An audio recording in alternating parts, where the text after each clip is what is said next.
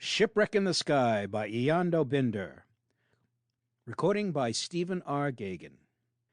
Shipwreck in the Sky, the flight into space that made pilot Captain Dan Barstow famous. The flight was listed at GHQ as Project Songbird. It was sponsored by the Space Medicine Labs of the U.S. Air Force, and its pilot was Captain Dan Barstow. A hand-picked man, Dan Barstow, chosen from the Air Force's most important project of the year because he and his VX-3 had already broken all previous records set by hordes of V-2s, Navy Aerobees, and anything else that flew the skyways. Dan Barstow, first man to cross the sea of air and sight open unlimited space. Pioneer flight to infinity. He grinned and hummed to himself as he settled down for the long jaunt. Too busy to be either thrilled or scared, he considered the 37 instruments he'd have to read, the twice that many records to keep, and the miles of camera film to run. He had been hand-picked and thoroughly conditioned to take it all without more than a 10% increase in his pulse rate. So he worked as matter-of-factly as if he were down in the G's centrifuge of the Space Medicine Labs, where he had been schooled for this trip for months. He kept up a running fire of oral reports through his helmet radio down to Rough Rock and his CO. "All roger, sir. Temperature falling fast, but this rubberoid spacesuit keeps me cozy. No chills. Doc Blaine will be happy to hear that. Weightless sensations pretty queer, and I feel upside down as much as right side up, but no bad effect. Taking shots of the sun's corona now with color film." "Huh? Oh, yes, sir, it's beautiful, all right, now that you mention it. But hell, sir, who's got time for aesthetics now? Whoops, that was a close one. 10th meteor whizzing past. Makes me think of flak back on those Berlin bombing runs." Dan couldn't help wincing when the meteors peppered down past the flak of space. Below, he could see the meteors flare up brightly as they hit the atmosphere.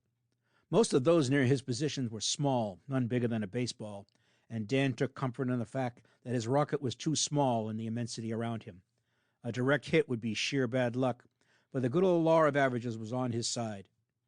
"Yes, Colonel, this tin can I'm riding is holding together okay," Dan continued to Rough Rock. If he paused even a second in his reports, a top sergeant yell from the colonel's throat came back for him to keep talking. Every bit of information he could transmit to them was a vital revelation in this U.S. Air Force Alpha exploration of open space beyond Earth's air cushion with ceiling unlimited to infinity. "Cosmic rays, sir? Sure, the reading shot up double on the Geiger." "Huh? Nah, I don't feel a thing. Like Doc Baird suspected, we invented a lot of old wives' tale in advance before going into space. I feel fine, so you can put down cosmic ray intensity as a boogeyman." "What's that?" "Oh, yeah, sir. The stars shine without winking up here." "What else?" "Space is inky black. No deep purples or queer more than blacks like some jetted-up writers dream up. Just plain old ordinary dead black." "Earth, sir?" "Well, it does look dish-shaped from up here. Concave.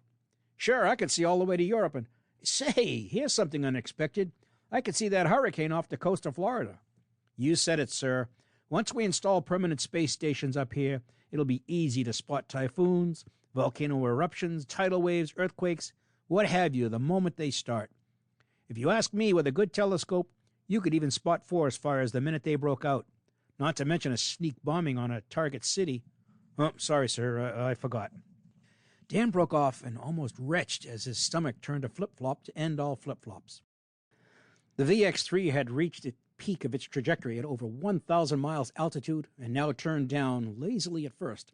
He gulped oxygen from the emergency tube at his lips, and it felt better. "Turning back on schedule, Rough Rock. Peak altitude, 1,037 miles. Everything's fine, no danger." This was all a cinch. "Hey, wait! Something not in the books just popped up. Stand by." Dan had felt a rocket swing a bit, strangely, as if gripped by a strong force.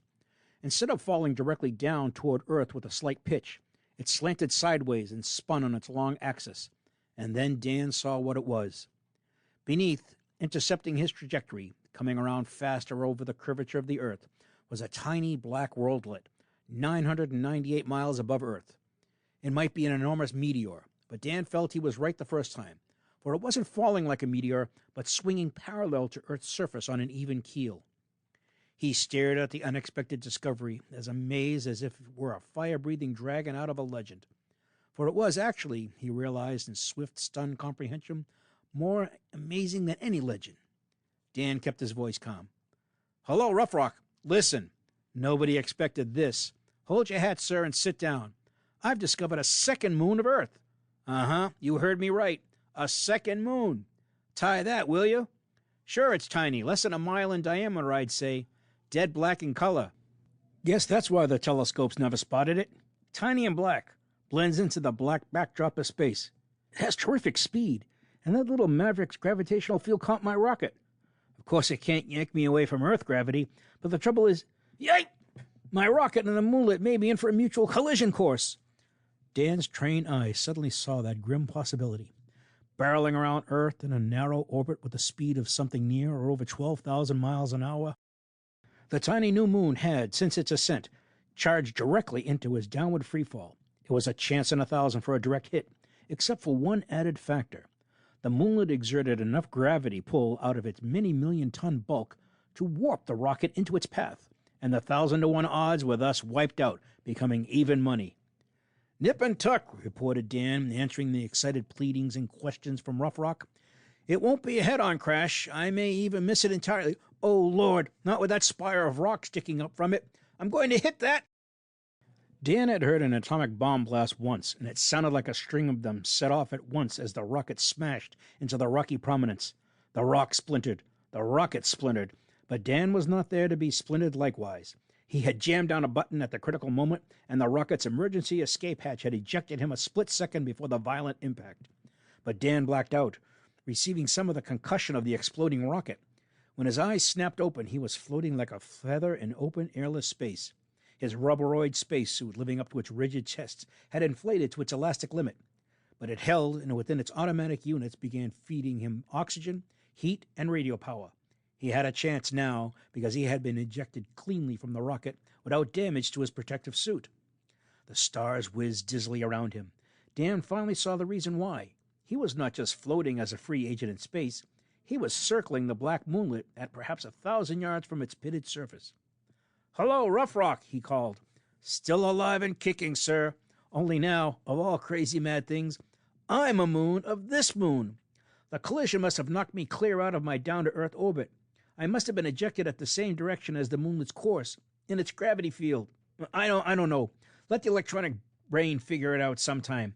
Anyway, now I'm being dragged along in the orbit of the moonlet. How about that? Yes, sir, I'm circling down closer and closer to the moonlet. No, don't worry, sir. It has a weak gravity pull, only a fraction of the Earth.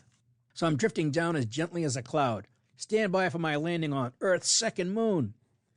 The bloated figure in the bulging spacesuit circled the black, stony surface several more times in a narrowing spiral, and finally landed with a soft skidding bump that didn't even jar Dan's teeth.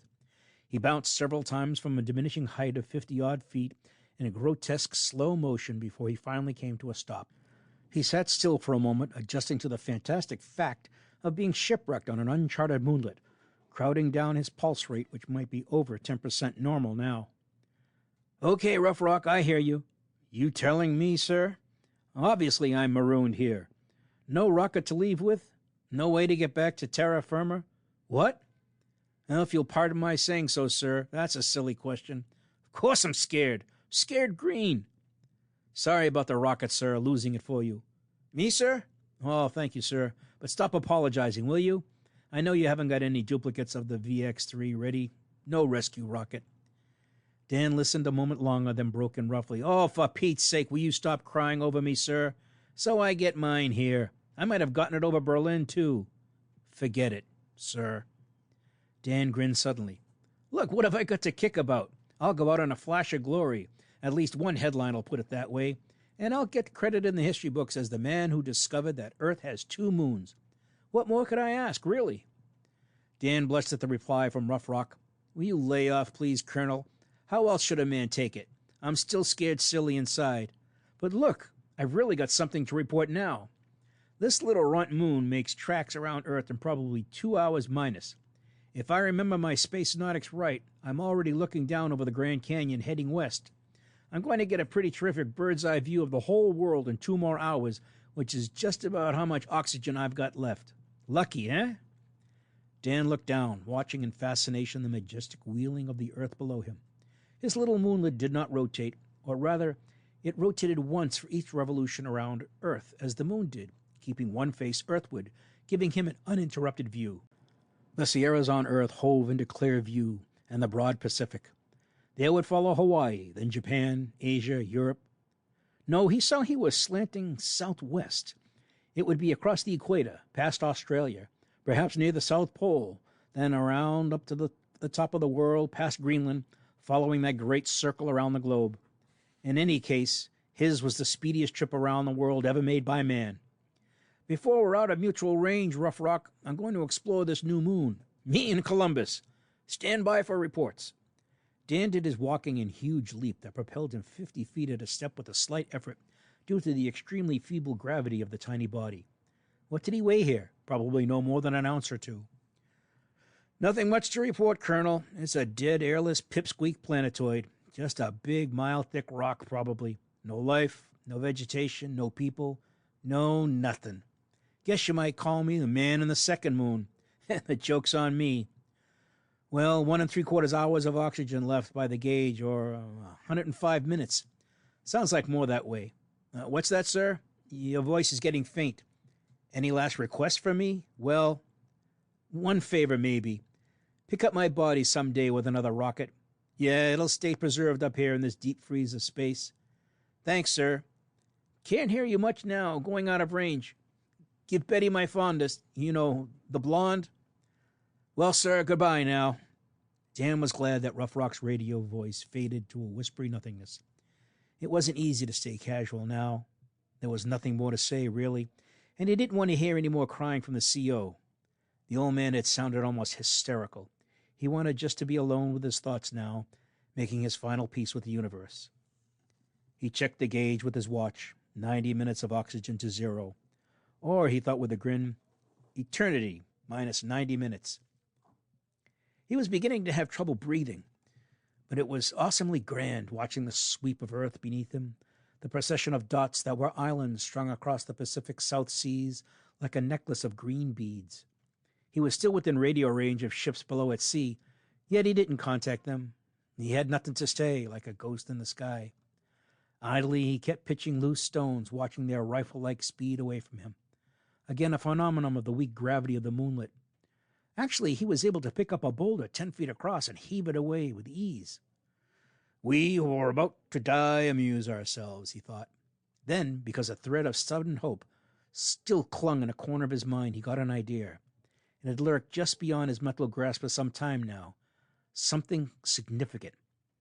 Abruptly, face alight, Dan switched on his radio and contacted a ship below, asking them to relay him to Rough Rock with their most powerful transmitter. Ahoy, Rough Rock! Stop adding up my insurance, Colonel. I'm coming back. No, sir. I haven't got out of my head, sir. It's so simple it's a laugh, sir. See you in a few hours, sir. And he did. Dan grinned when they hauled his dripping form from the sea. Aboard the search plane, they cut him out of the spacesuit to which he was still attached, his emergency twin parachute.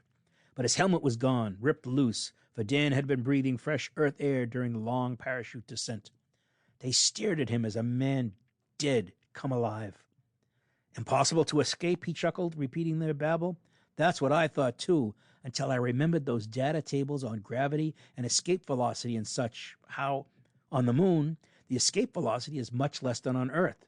And on that tiny second moon, well, my clue was when I threw a stone into the air and it never came back. Dan gulped hot coffee.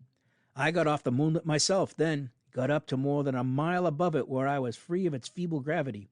But I was still in the same orbit circling Earth. I'd have continued revolving as a human satellite forever, of course, but for this emergency gadget hooked to my belt. Dan held up a metal gun with its empty tank and needle nose half burned away. Reaction pistol. Fires hydrazine and oxidizer. Ordinary jet rocket principle. Aiming it towards the stars opposite Earth, its reactive blast shoved me earthwards thanks to Newton. I needed a speed of about 1/2 mile a second. The powerful little jet gun had only my small mass to shove into free space. Without gravity or friction, that broke me from free fall around Earth to gravity fall toward Earth. Then I spiraled down under gravity pull. I reached lung-filling air density just in time before my oxygen gave out. One more danger was that I was beginning to heat up like a meteor due to the air friction. I flung out a prayer first, followed by my twin parachutes, designed for extreme initial shock. They held, slowed me to a paratrooper's drift the rest of the way down. Wait, a puzzled pilot objected. Your story doesn't hang together. How did you get off that moonlet? How did you get up there, a mile above it, away from its gravity? There was nobody to throw you like a stone. I threw myself, said Dan. First, I ran as fast as I could, maybe halfway around the moonlet to get a good running start, and then Dan Barstow's grin then was undoubtedly the biggest grin in history. Well, then, since the feeble gravity couldn't pull me back again, what I really did was to jump clear off that moon. End of Shipwreck in the Sky by Eando.